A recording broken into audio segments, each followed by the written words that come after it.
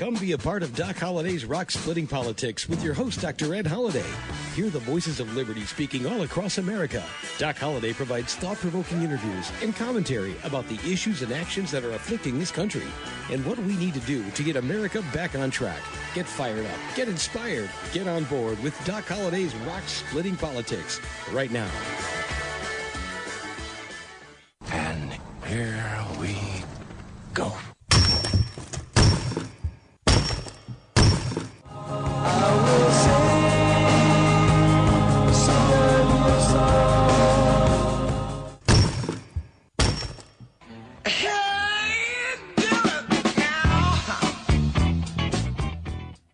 And once again, that is the sound of rock cracking, and you've got Doc Holliday's Rock Splitting Politics. I'm your host, Dr. Ed Holliday. You're listening to us right here on webtalkradio.net. That's webtalkradio.net. Glad to have you. And yes, we're believe it or not, April 15th has come and gone. I hope you got your taxes in. Well, yep, you do have a month to wait on that. I think they moved it to May 15th. So for personal taxes, they're due now May 15th. So we got another month to breathe before you have to write out the checks or get all the papers together and get those taxes in. Joe Biden's wanting every penny he can get, and he can't get enough to fulfill all these trillions of dollars that are being printed with nothing to back it up. And we'll have to do a show here in the next few weeks about, can a superpower go bankrupt? We'll talk about that in a couple of weeks. But today's show, let me tell you, we got some news that you're just not going to hear everywhere else. It's out there. But who's playing it? Have you heard about what Ted Cruz said on a Senate floor about who President Biden wants in the Justice Department? Number 3, very radical person. And we'll play a clip from Ted Cruz talking about who she is. And then also Representative Mark Wayne Mullen. He confronted FBI Director Christopher Wray last week in a hearing. And do you think the FBI showed favoritism toward all the riots going on, like in Portland, Oregon, all last year, and even this week? Even it hasn't stopped. And yet, for the people who walked into the Capitol, many of them pushed in, and they shouldn't have been in there, and yet they're getting 25, 30-year sentences, and just it doesn't seem fair. So, you want to hear what Representative Mark Wayne Mullen had to say to Christopher Wray. We'll play a clip for that, because you're not going to hear it anywhere else. So you'll hear it right here on Doc Holliday's Rock Splitting Politics. Toward the end of the show, we're going to have a crypto corner. For anybody who wants to keep up with cryptocurrency, there's something out there called Dogecoin. And I'm going to fill you in a little bit about that on this week's crypto corner toward the end of the show. Before we get into that, let me just tell you, last week, also Facebook. Well, what are they doing? They're trying to decide that if they're going to let Donald Trump get his page back or not. Former President Donald Trump was banned from Facebook, suspended, and now they gave a 90-day deadline to come up with a decision, and now they're saying, we're going to extend that. There's so many responses to look through. Well, freedom of speech is not something that's very well liked there at Facebook. We know that, and so many people have been banned. But not anybody from Iran, not anybody from Black Lives Matter, not anybody that radically tears down government buildings unless it's the United States Capitol. If you destroy that. But you can destroy all the buildings you want for months and years in Portland, Oregon.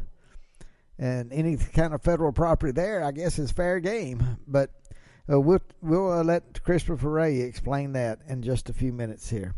But Facebook has to make a decision if they're going to let President Trump back on the platform. How many people, raise your hand, how many people think Facebook's going to let President Trump back on?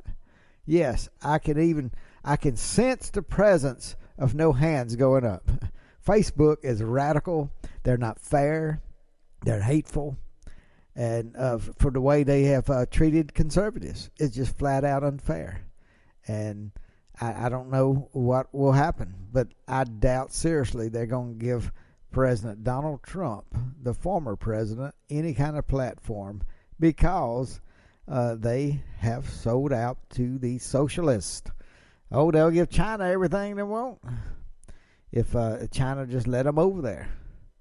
So they're trying to, just like Coca-Cola coming out, the company Coca-Cola coming out against a law in Georgia that actually strengthens voting, allows more voting, that is not on election day, much more than many states, much more than Delaware, the home state of President Joe Biden.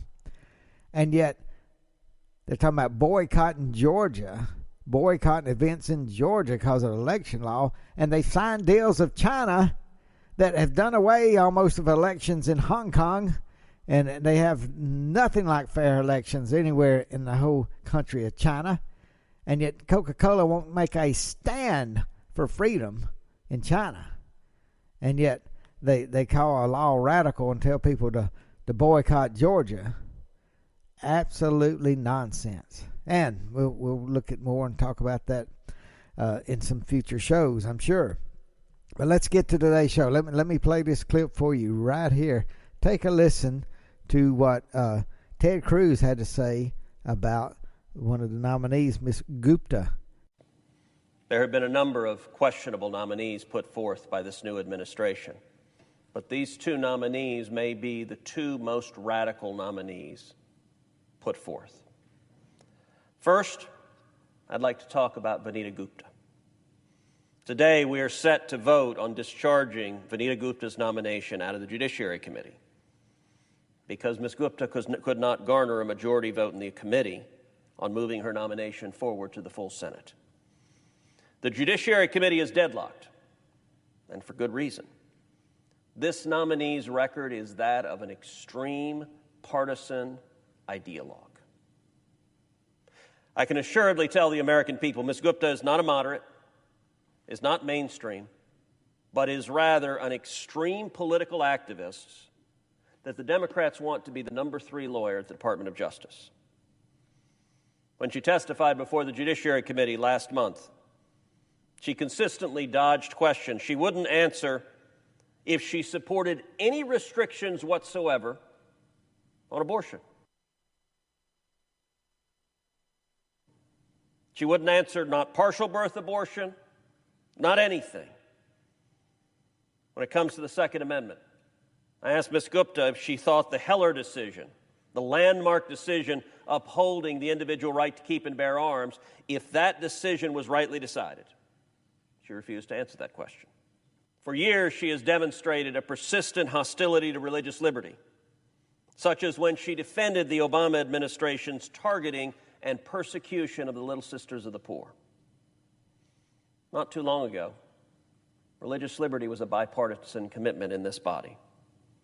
The Religious Freedom Restoration Act was introduced by then Representative Chuck Schumer, now the Senate Majority Leader. It passed the House unanimously.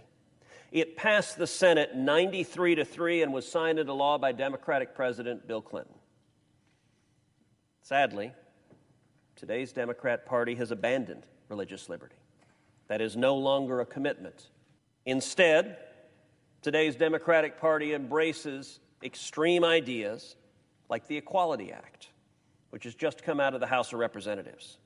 A radical piece of legislation that, among other things, explicitly repeals major parts of the Religious Freedom Restoration Act, designed to take away your religious liberty. Ms. Gupta has been a vocal defender of the misnamed Equality Act.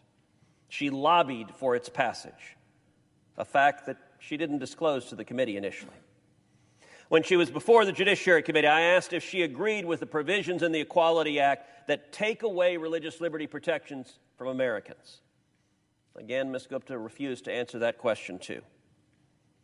Ms. Gupta has demonstrated radical hostility to school choice, so much so that when she served in the Department of Justice during the Obama-Biden administration, she helped intervene in a case trying to kill a Louisiana school choice program, even though many of the African American parents in Louisiana strongly supported and desperately needed that program.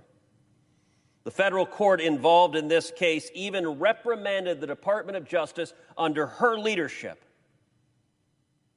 for ineffective lawyering in this case. At the judiciary hearing of Ms. Gupta last month, I asked if she regretted using the Department of Justice to fight against the school choice program that was providing hope and opportunity to low-income minority kids in Louisiana. Again, she refused to provide a straightforward answer. And when it comes to defunding the police, it is here that Ms. Gupta is most radical.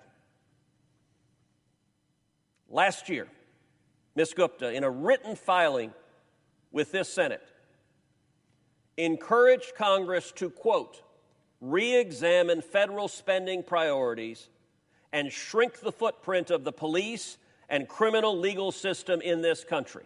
I got to jump in here just a minute. Ted Cruz really just puts everything together, and he's speaking so well, but we're talking about defunding the police. This is what we want the number 3 at the Department of Justice to be for defunding the police. And this is the premier law enforcement agency, Department of Justice. And they want to defund the police. They don't want to back the police up. They don't want to reform the police. They want the police defunded.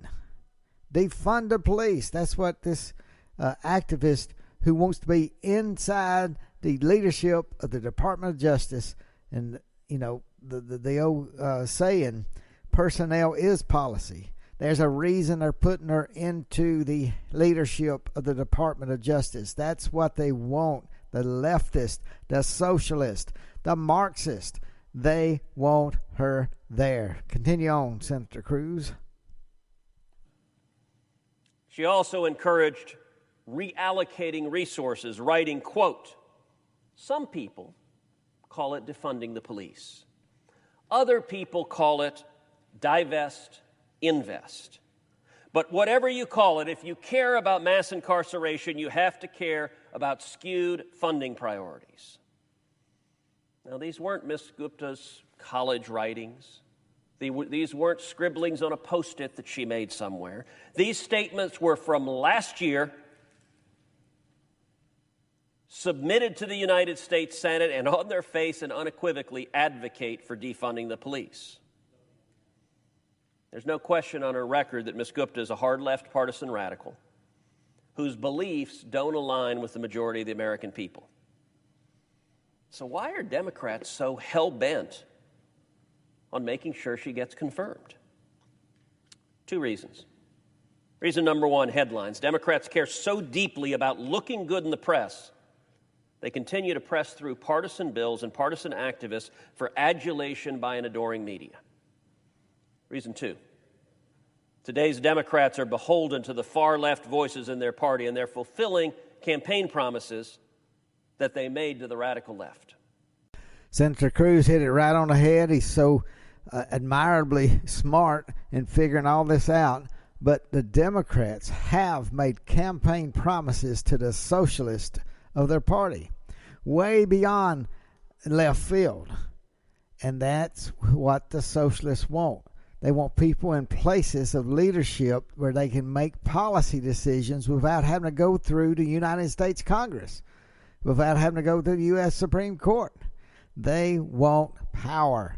That's what Ted Cruz was telling you. They want power, and they will take power, and they will utilize that power. Where Republicans, if they ever get access to power, they tiptoe around, and the media will browbeat them over and over. The only person that stood up against the browbeating was Donald J. Trump, and it looks like allegedly they stole an election to get Joe Biden in.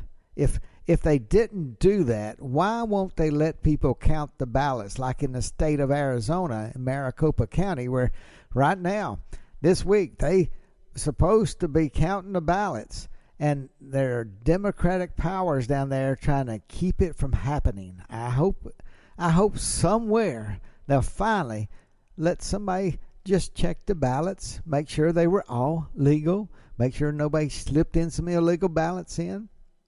Just let them count. If you won't let people do that, how can we know we have fair elections? It's over. You can't get Joe Biden out of the White House. He's constitutionally in there. Let us know the election was fair. Good gracious. If you're hiding something, maybe they are hiding something. They don't want people to look at the ballots. That's why the Democrats are so upset down in Arizona this week. Well, I hope they'll finally have somebody to scan some ballots and do it legally and real and open where everybody can see it, and not be cherry picking a few ballots here or there, what happened in Georgia after the election. Hey, look, we got Representative Mark Wayne Mullen talking to the FBI Director, Christopher Wray, asking him questions and that nobody else has asked. The media would never ask real good questions like this. So we're going to play that in the second half, and we have end up the show with Crypto Corner about Dogecoin, Dogecoin, Dogecoin. And we tell you a little bit about it, and that'll sort of wrap us up. But let me remind you right now, you're listening to Doc Holliday's Rock Splitting Politics. You're listening to us right here on webtalkradio.net. That's webtalkradio.net. Glad to have everybody. Tell your friends and neighbors. We have had some great shows lately. Last week, conservative judge, African-American in the state of Pennsylvania, running for the state Supreme Court there. And we know they need some strong conservatives. So Judge Paula Patrick is running. And we had her on last week's show. I had never met her and had heard very little about her. So she's a very impressive candidate there in the state of Pennsylvania. So go back and listen to the archives. Listen to last week's show. And then, again, a couple weeks before that, we had Brock Pierce telling everybody what they needed to know about cryptocurrency. That's why we're doing our Crypto Corner. What Bitcoin is. What is it? Is this a fad? Or is it something that's going to change? Well, everybody said the internet was a fad, but it changed our world. This blockchain technology is more than just cryptocurrencies. So go back if you want to know sort of what do you need to know.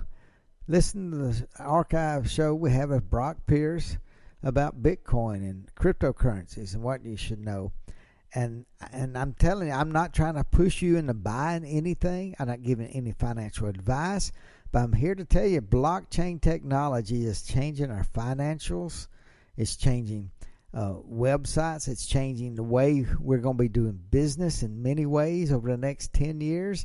And it's happening now. It's not a fad. It's not going away. Now, Bitcoin, would it go away? I doubt it. But again, it's good to hear what Brock Pierce has to say and the way he tells you what is going on. And he's no conservative, but he's there to talk about the technology. So listen to that show and many shows. Just go back and listen to them. We've had some great guests and talking about what's going on with politics. And just like today, bringing you some things that you're not going to hear anywhere else. With Ted Cruz speaking on the Senate floor. Had you heard that?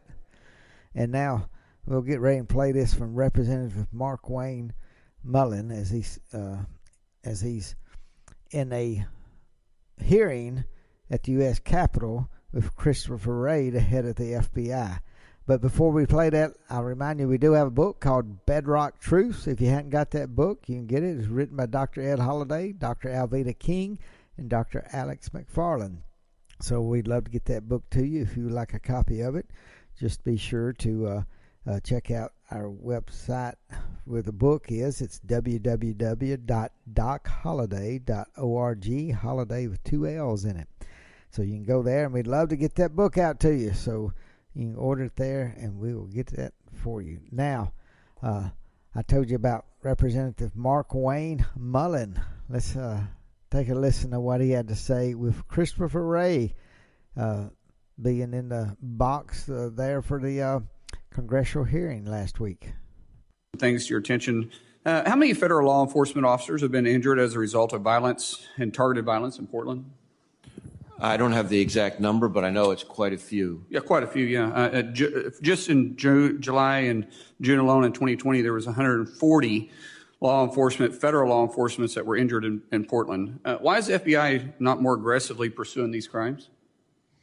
I think we are aggressively investigating. Well, I don't think, if you don't know the number, I'd say that's pretty tight. I could tell you how many Capitol police officers were injured during the riots here on January 6th, and I'm not even the one investigating it.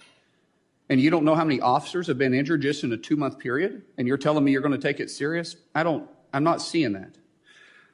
Under the Biden administration, there appears to be a wave of leniency being granted to individuals arrested for federal crimes in Portland. Federal prosecutors are apparently approving deferred resolution agreements in a number of cases and allowing perpetrators to do community service and avoid jail time and criminal records.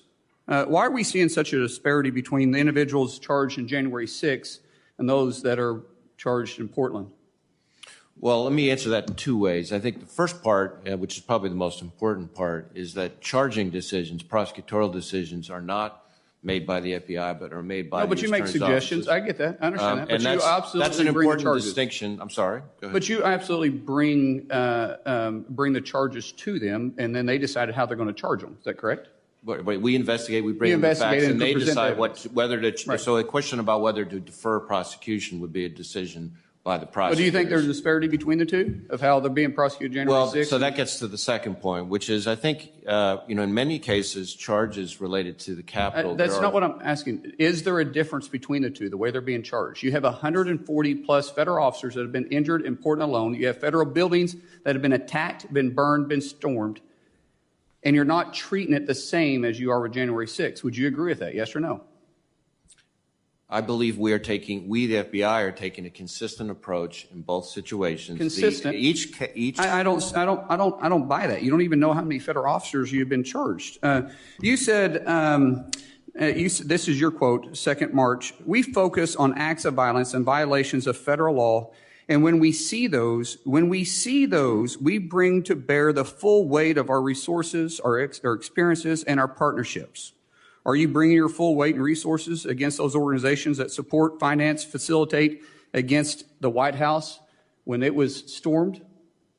We have a number of investigations related to the violence that occurred over the course of the summer. I think that's what you're referring to. I'm right? just specifically talking about the White House. I mean, there was a big deal. There was 67 Secret Service officers were injured during the left-wing assault, and assaults that happened simultaneously with Antifa throughout different cities.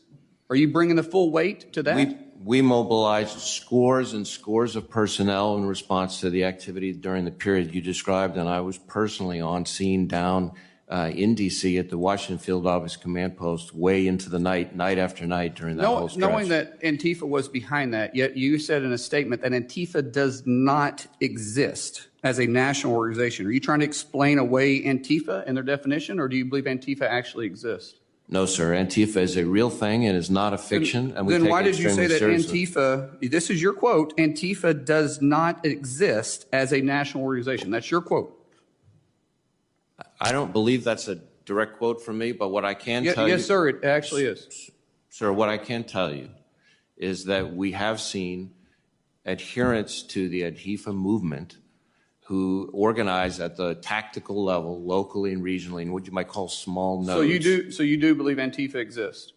I have consistently said Antifa exists. It's a real thing, not a fiction. I know specifically that I've said that. Well, I appreciate that because we've reviewed many large binders full of information about people being arrested in Portland, and by viewing their social media sites, by viewing what they've been saying, Antifa is clearly coordinating their finances, coordinating their hotels, coordinating their travel throughout the whole thing.